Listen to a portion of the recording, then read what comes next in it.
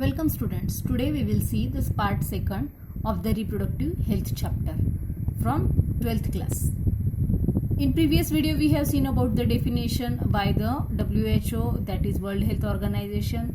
Again we have seen the different type of problems which was present in our society. Okay. Now in this video we will see the next strategies to cover these problems.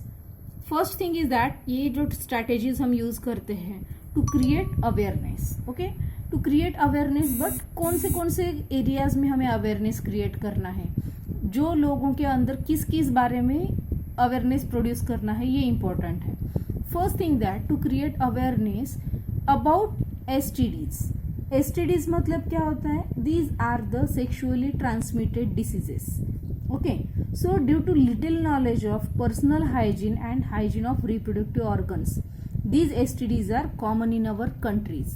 अभी तक लोगों को ये पता ही नहीं है, बहुत सारे लोगों को, कि STDs के अंदर AIDS, gonorrhoea, syphilis, hepatitis B, these type of diseases are included. ये जो diseases है वो प्रॉपरली पर्सनल हाइजीन नहीं लेने की वजह से होते हैं, सेक्सुअली ट्रांसमिटेड डिसीजेस हैं, और ये अवेयरनेस अभी हमें लोगों के अंदर करना बहुत इंपॉर्टेंट है.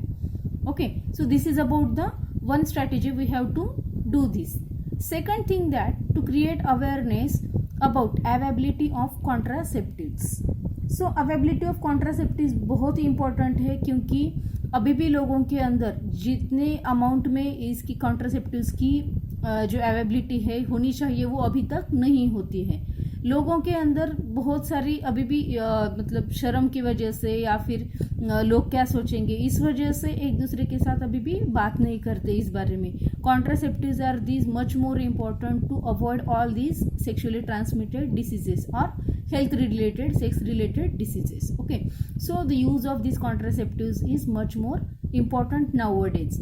So this availability, हर जगह पर उसकी availability पाना ये भी बहुत important है, तो उसके बारे में भी awareness करना ज़रूरी है. Third thing about that, awareness about menstruation. अब what happened that अभी भी बहुत जगह पर क्या होता है, पढ़े लिखे भी लोग हो गए या फिर ग्रामीण इलाके के भी बहुत सारे लोग होते हैं कि जिनके अंदर so many misconceptions are there related menstruation. Menstruation is the normal process which was taken in the female body, but so many people are thinking that कि मतलब in these days, in menstrual cycle days, they are thinking that don't touch all these things, किसी को हाथ नहीं लगाना है, छूना नहीं है, काम नहीं करना है, all these things are there. So ये कुछ नहीं होता, that is the general just a normal process in that female body. So that awareness about menstruation is also much more important. अभी भी बहुत सारे फीमेल्स होती है जो मेंस्ट्रुएशन से रिलेटेड प्रॉब्लम से सफ़र होती है, लेकिन due to the lack of knowledge और lack of means availability of knowledge वो उसको किसी के साथ शेयर नहीं कर सकती. So that is also important to create awareness. Okay, next thing about that ARTS, ARTS, what is this? These are assistant reproductive techniques. These techniques मतलब क्या होता है कि एक तो कंट्री में पॉपुलेशन ज़्यादा बढ़ गई तो भी प्रॉब्लम होता है, और कुछ लोग ऐसे होते हैं कि उनको बेबीज होते ही नहीं है, तो वो भी एक टाइप का प्रॉब्लम होता है. तो उनको ओवरकम करने के लिए, वो प्रॉब्लम सॉल्व करने के लिए there are some modern techniques which are called as assistant reproductive techniques. तो ये जो टेक्निक्स है बाद में हम नेक्स्ट वीडियोस में देखेंगे उसके बारे में. So this is also important to create awareness. यहाँ पर हम ये साइंटिफिक टेक्निक यूज करके उस प्रॉब्लम्स को कवर कर सकते हैं, लेकिन बहुत सारे लोग क्या करते हैं, जो मांत्रिक तांत्रिक रहते हैं उनके पास जाके अपनी रिप्रोडक्टिव हेल्थ का और ज़्यादा एक्स्ट्रा प्रॉब्लम कर लेते हैं. So that is also necessary to create awareness. Next about the strategy to educate the people. जो लोग होते हैं उनके अंदर क्या होता है, ये एजुकेशन देना बहुत इंपॉर्टेंट होता है. And who is doing this work? Government and some non government organisations are also helping to educate the peoples. How they are educating? Government, some non-government organizations, NGOs, some peoples, volunteers are planning some plays, or they are doing some poems or organizing some competitions, and according to there are some camps or workshops, and in this they are giving the information about this sex education or the means information about these all related problems to how to overcome that. तो ये जो non government और government ये जो चलाते हैं, इसकी वजह से क्या होता है, बहुत सारे लोगों के अंदर इसके बारे में जानकारी चली जाती है, जो कि बहुत अच्छी बात होती है। Next thing that to educate the people to sex education in school syllabus.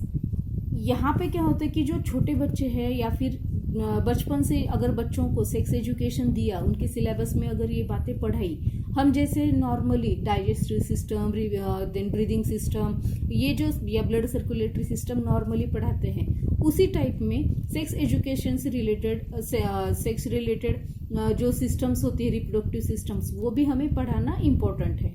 बहुत सारी जगह पर क्या होता है कि वो पढ़ाने के लिए कुछ कॉन्सेप्ट्स मिस किए जाते हैं, उसके अंदर बताए नहीं जाते, and this is also one problem. So why it is necessary in school syllabus, because अगर बच्चों को बचपन से ही अगर ये बातें सभी क्लियर हो गई तो क्या होगा कि जो प्रॉब्लम्स बाद में उनको लाइफ में फेस करना है due to lack of knowledge, ये नहीं होती। नहीं तो बच्चों के मतलब लैक ऑफ नॉलेज की वजह से बहुत सारे प्रॉब्लम्स क्रिएट होने के चांसेस होते हैं। So it is important and that is the need of today's time. Okay, so sex education in school syllabus is also necessary. Third thing is that to educate the peoples through the audios, videos, print media, ये भी important है। अब हम देखते हैं कि बहुत सारे ऑडियोज है, वीडियोज है, या फिर प्रिंट मीडिया है, बुक्स है, या फिर हर जगह पर हम देखते हैं कि सेक्स रिलेटेड चीज़ों की इंफॉर्मेशन दी जाती है, ऐड दिए जाते हैं। ये सभी भी इम्पोर्टेंट है लोगों को अवेयर करने के लिए। Okay, so this is one strategy to educate the peoples. Next thing about that, marriageable age. अब ये जो मैरिजेबल एज है वो क्या होता है कि अभी हमने देखा है कि अब कुछ सालों से तो कम हो गया है मतलब मैरिजेबल एज का जो बचपन चाइल्ड मैरिज थे वो कम हो गए, लेकिन बहुत सारे अभी भी ये लोग हैं या फिर गांव है जहाँ पर चाइल्ड मैरिजेस किए जाते हैं। सो यहाँ पर जो गर्ल्स की एज होती है वो 18 ईयर्स है और बॉयज की जो एज है वो 20 ईयर्स है फॉर द मैरिज। तो ये जितनी लेट हो गए, मतलब ये जो प्रॉपर है, इससे पहले मैरिजेस नहीं होने चाहिए, जिसकी वजह से क्या होगा, पॉपुलेशन कंट्रोल भी हो जाएगा और जो मदर एंड फादर है उनकी हेल्थ के लिए भी केयर की जा सकती है। तो ये जो मैरिजेबल एज है वो इंक्रीज होना चाहिए, ये ज़रूरी है। और लास्ट थिंग अबाउट दैट कि ये जो है ill effects of large populations awareness in people, मतलब लोगों के अंदर हमें ये बताना पड़ेगा कि क्या इल इफेक्ट्स है, क्या साइड इफेक्ट्स है अगर लार्ज पॉपुलेशंस हो गई नेशन के अंदर। बहुत सारे प्रॉब्लम्स क्रिएट होते हैं जो कि ज़्यादा पॉपुलेशन की वजह से होते हैं, और ये अगर हमने हर एक लोगों के पास पहुंचा दिया तो क्या होता है, शायद ये कम हो सकते हैं कुछ इससे related problems. Okay, so these all the strategies are there which was means done by the government to avoid the reproductive health. Okay, so students, this is about the reproductive health introduction. In next videos we will see some another point related with reproductive health. Thank you.